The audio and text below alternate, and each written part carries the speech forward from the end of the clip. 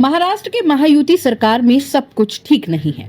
पूर्व मुख्यमंत्री और वर्तमान उप मुख्यमंत्री एकनाथ शिंदे के बयान ने ऐसी सरगर्मियों को और ज्यादा हवा दे दी है।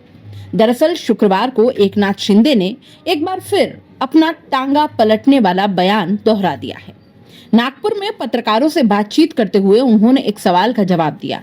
इसी दौरान उन्होंने इस बात को कहा, जिन्होंने मुझे हल्के में लिया है, मैं एक कार्यकर्ता हूँ, सामान्य कार्यकर्ता हूँ, लेकिन बाला साहब और दिघे साहब का कार्यकर्ता हूँ, ये समझ के मुझे सबने लेना चाहिए।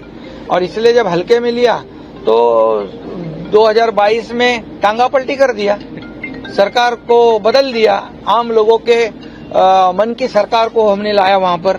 और डबल इंजन की जो लोग चाहते थे, डबल इंजन की सरकार चली। और देखो, मैंने उस वक्त कहा था विधानसभा के पहले मेरे भाषण में कि मैं और देवेंद्र जी 200 से ज्यादा सीटें लाऊंगा, तो 232 सीट आई है। और इसलिए मुझे हल्के में मत लेना, ये इशारा जिनको समझना है वो समझ ले। बता दें कि एकनाथ शिंदे हाल फिलहाल के दौरान सीएम फडणवीस द्वारा बुलाई गई बैठकों में शामिल नहीं हो रहे। इससे दोनों के बीच टकराव की अटकलें लग रही है। दरअसल महायुति भाजपा के नेतृत्व वाले 3 दलीय गठबंधन द्वारा विधानसभा चुनाव में 230 सीटें जीतने के 3 महीने बाद सत्तारूढ़ महायुति में दरार की चर्चाएं हैं और कोई भी स्पष्टीकरण देकर दावों या अटकलों को खत्म करने को तैयार नहीं है। महाराष्ट्र के मुख्यमंत्री देवेंद्र फडणवीस और उप मुख्यमंत्री एकनाथ शिंदे के बीच मतभेदों की खबर ऐसे ही नहीं आ रही। बताया ये भी जा रहा है कि 900 करोड़ की एक और परियोजना जिसे शिंदे के सीएम कार्यकाल में मंजूरी मिली थी, अब उसे रोक दिया गया है। शिंदे द्वारा अनुमोदित जलाना जिले की यह परियोजना अब मुख्यमंत्री कार्यालय के आदेश के अनुसार सिडको के प्रबंध निदेशक द्वारा जांच की जा रही है। इस घटनाक्रम से शिवसेना और बीजेपी के बीच टकराव की स्थिति पैदा हो सकती है, जिसे सीएम फडणवीस और डिप्टी सीएम शिंदे के बीच तनाव बढ़ सकता है। जालान खरपुड़ी परियोजना की जांच ने इस वैधता और शिंदे की मंजूरी के पीछे के इरादों के सवाल उठाए हैं। उद्धव ठाकरे गुट के पूर्व विधायक संतोष सांबरे ने भी इस मामले पर सीएम फडणवीस से कार्यवाही की मांग की। रिपोर्ट्स की माने तो देवेंद्र फडणवीस द्वारा शिंदे सरकार के कार्यकाल के दौरान हुए कुछ कॉन्ट्रैक्ट्स को रद्द करने और परियोजनाओं की जांच को लेकर आदेश देने के बाद ये तनाव बढ़ गया।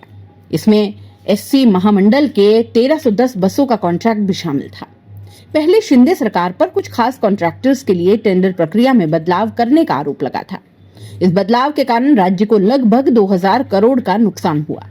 एकनाथ शिंदे ने मुख्यमंत्री रहते हुए अपने करीबी विधायक महाड़ के विधायक भरत गोगावले को एसटी महामंडल का अध्यक्ष बनाया। इसके बाद भरत गोगावले ने 1310 बसों का कॉन्ट्रैक्ट लेने का निर्णय लिया, लेकिन सीएम फडणवीस ने कॉन्ट्रैक्ट रद्द करने के साथ नए सिरे से और पारदर्शिता के साथ पूरी प्रक्रिया फिर से शुरू करने के निर्देश दिए हैं। महाराष्ट्र में जिलों के संरक्षण मंत्रियों की नियुक्ति को लेकर असहमति हो या अलग अलग परियोजनाओं की निगरानी के लिए अलग अलग मेडिकल सेल और रूम की अलग समीक्षा बैठकें महाराष्ट्र के मुख्यमंत्री देवेंद्र फडणवीस और उनके डिप्टी सीएम एकनाथ शिंदे के रिश्तों में तल्खी बढ़ती दिख रही है। हालांकि फडणवीस और शिंदे दोनों ने अपने बीच किसी भी तरह के मतभेद से इनकार किया है और सब कुछ ठीक होने के संदेश के साथ एकता की तस्वीर पेश करने की कोशिश की। लेकिन ऐसे कई उदाहरण और भी हैं जिसे ये साफ पता चल जाता है कि यह तनाव जो है वो बढ़ता जा रहा है। मुख्यमंत्री देवेंद्र फडणवीस ने राज्य की प्रमुख परियोजना की निगरानी के लिए वॉर रूम बनाया है। उनके अलावा दोनों डिप्टी सीएम अजित पवार और एकनाथ शिंदे ने उन परियोजनाओं पर नजर रखने के लिए अपने अलग वॉर रूम स्थापित किए हैं जो उन जिलों के अंतर्गत आती है जिनके वे संरक्षक मंत्री हैं। दोनों अपने वॉर रूम से उन विभागों के कामकाज की निगरानी भी करते हैं जो उनके संबंधित पार्टियों के मंत्रियों द्वारा संभाले जाते हैं।